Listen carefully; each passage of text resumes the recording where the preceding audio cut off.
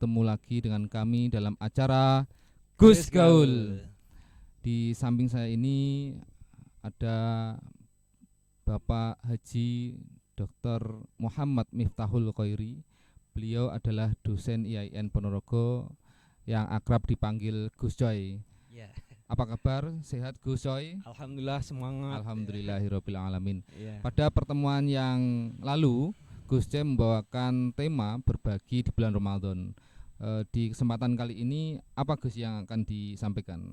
Ya, insya Allah kita akan membahas tentang ikhlas dan amal atau mengikhlaskan amal gitu ya. Nggih.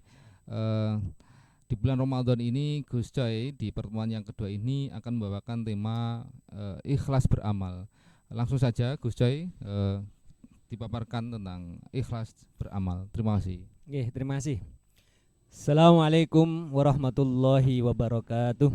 Waalaikumsalam warahmatullahi wabarakatuh. Alhamdulillahirabbil alamin.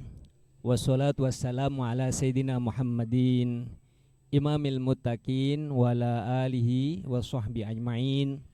Wa qala Allah ta'ala fi kitabil karim, a'udzu billahi minasyaitonir rajim. Bismillahirrahmanirrahim.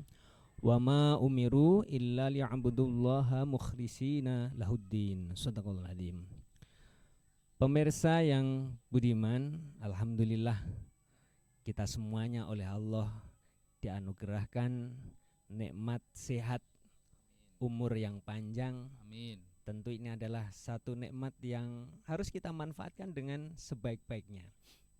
Kenapa? Karena kita oleh Allah sudah diberikan nikmat sehat. Itu coba kalau kita ini sakit pilek gitu aja ya itu sangat terganggu rasanya, tentu tidak enak. Maka kita patut bersyukur, alhamdulillah oleh Allah masih diberikan nikmat sehat sehingga kita banyak kemungkinan bisa melakukan hal yang baik-baik. Oleh karena itu di dalam melakukan kebaikan marilah kita belajar mengikhlaskan amal. Ini kalimat yang gampang diucapkan tapi abot itu ya. Sulit dilakukan. Iya. Dan sangat berat, Pak. Iya, sangat berat. Orang yang punya duit banyak pun itu kalau di dalam hatinya ini enggak ada pondasi rasa takwa kepada Allah, bahwa hidupnya ini sebenarnya adalah digaransikan untuk kepentingan beribadah kepada Allah, susah.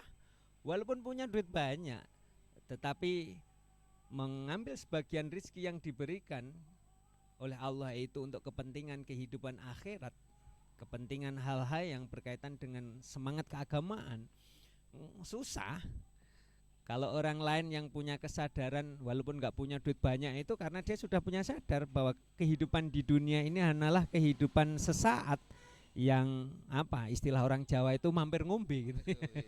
Ini harus kita pahami betul bahwa kegiatan ini, kehidupan kita ini yang hanya sesaat ini kita manfaatkan dengan baik agar kita banyak melakukan kebaikan-kebaikan itu yang kelak mudah-mudahan karena kita ikhlas yang kita tuju Allah itu menjadi satu hal yang sangat bermanfaat pada kehidupan di akhirat, karena wal akhiratu khairul laka minal ula, bahwa kehidupan akhirat itu jauh lebih penting daripada sekedar kehidupan dunia. Oleh karena itu disinilah kita ini belajar mengikhlaskan amal. Wong numpuk-numpuk harta benda itu belum tentu baik, Mas. Iya. Oh, mau dimakan aseman gitu ya. Dengan harapan tak tinggal nih anak turunku. Yo nek terus kemudian anak turunnya kebagian, kalau enggak. Wong itu ada cerita gini kok.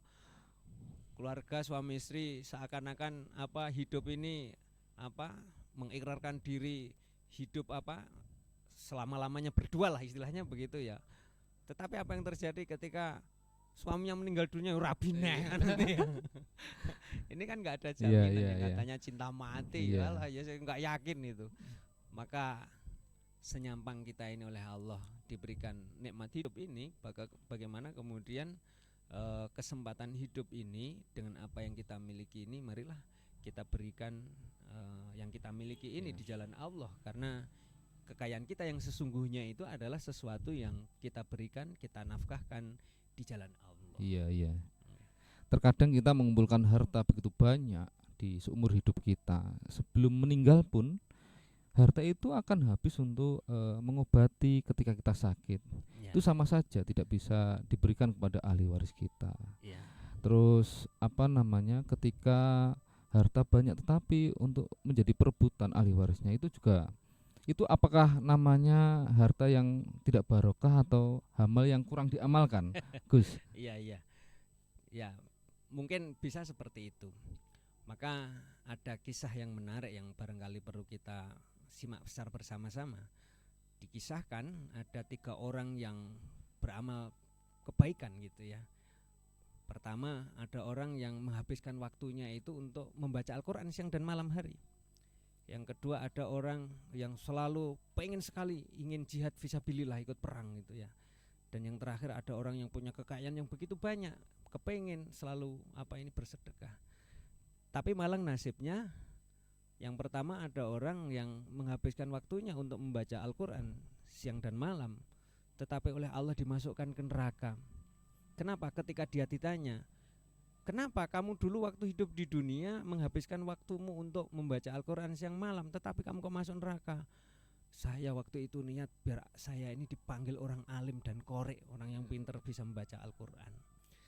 Yang kedua juga begitu, kenapa kamu ini menghabiskan waktumu untuk selalu ikut jihad fisabilillah, tapi kenapa engkau masuk neraka? Karena waktu itu saya pengen dipanggil sebagai pemberani kan gitu ya. Kemudian yang terakhir, kenapa kamu punya kekayaan yang begitu banyak, bersedekah itu kok kemudian akhirnya menyebabkan engkau masuk neraka? Karena waktu itu saya pengen disebut menjadi orang yang dermawan, orang yang kaya gitu ya, yang suka bagi-bagi. Oleh karena itu, berangkat dari 3 kasus ini, bagaimana amalan-amalan yang kita kerjakan dalam kehidupan kita sehari-hari itu jangan salah niat. Marilah kita fokuskan bahwa amalan-amalan yang kita kerjakan itu hanya Allah yang dituju. Betul. Iya, bagaimana tidak misalnya kalau kita membaca Al-Qur'an misalnya Iqra'ul Qur'ana fa innahu ya'ti yaumal qiyamati syafi'an li ashabi. Bacalah Al-Qur'an, maka sesungguhnya Al-Qur'an kelak nanti itu di akhirat akan menjadi penolong bagi orang yang membacanya. Hal yang sama juga begitu terkait dengan rizki. Bagaimana rizki yang diberikan oleh Allah ini biar menjadi barokah, jangan digenggam sendirian gitu ya. Kenapa? Sejatinya di dalam harta kita ini ada hak orang lain. Ya, betul. Sehingga ada istilah sedekah, ada zakat kan gitu ya. Sehingga di akhir bulan Ramadan itu kita dianjurkan untuk membayar zakat fitrah, sebenarnya dalam konteks untuk membersihkan harta kita. Ya, harta kita agar puasa yang kita kerjakan itu diterima oleh Allah. Kaitannya dengan zakat mal misalnya, kenapa harus kita lakukan? Di situ adalah bahwa di dalam kekayaan kita itu ada hak orang lain. Nah, coba kita bayangkan betapa Allah yang Maha Kuasa itu hebat itu ya. Sebelum kita minta pun oleh Allah itu apa yang kita butuhkan itu sudah dicukupi oleh Allah semuanya. Maka ya kita patut bersyukurlah kalau Allah itu memberikan kesempatan kepada kita untuk berbuat kebaikan. Ya jangan disia-siakan. Apalagi kalau itu berkaitan dengan harta benda kita. Harta benda yang kita miliki itu menjadi barokah. Ya jangan kemudian bilangnya gini, golek angel kok duweni wong. Jangan gitulah. Kita harus yakin bahwa apa yang kita sedekahkan itu pada akhirnya nanti akan kembali kepada kita semuanya. Jadi jangan pelit lah kalau dalam hal urusan harta benda, karena semuanya apa yang kita miliki ini semuanya adalah sesuatu yang berasal dari Allah, minallah, kemudian harus lillah, untuk Allah. Jadi ini penting bagi kita untuk kita yakini bahwa apa yang kita miliki harus kita ikhlaskan sehingga itu menjadi bekal kelak dalam kehidupan akhirat.